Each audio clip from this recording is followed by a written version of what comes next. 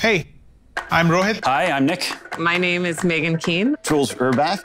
My name is Philip Losch. ProRes silicon has 3.5 times the transistor count, 4 times the unified memory, and 6 times the memory bandwidth of the M1. It's like a racing car.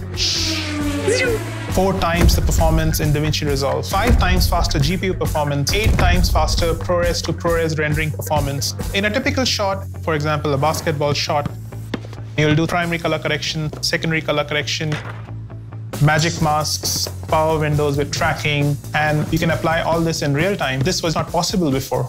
Imagine taking this performance anywhere. These new Pro chips allow you to create and shape the world in a playful way. Cinema 4D is nearly 3 times faster. Redshift is over 4 times faster. This completely unlocks new possibilities. The first thing that comes to my mind when I think of a scale test is just spinning cubes. Thousands and thousands and thousands of them. When you're making a game, you're constantly iterating. You iterate again and again and again and again.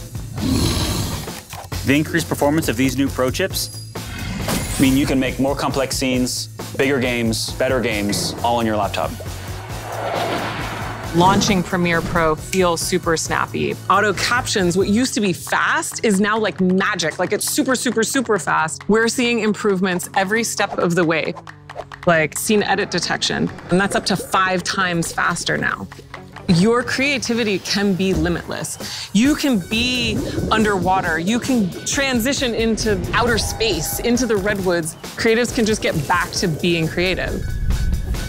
There's never been a GPU with 64 gigs ever in a notebook, and it changes our entire workflow. For example, that 100 gigabyte Starship Enterprise, loading it all into memory, slicing through it, seeing every detail of that, it just hasn't been possible in any other piece of hardware.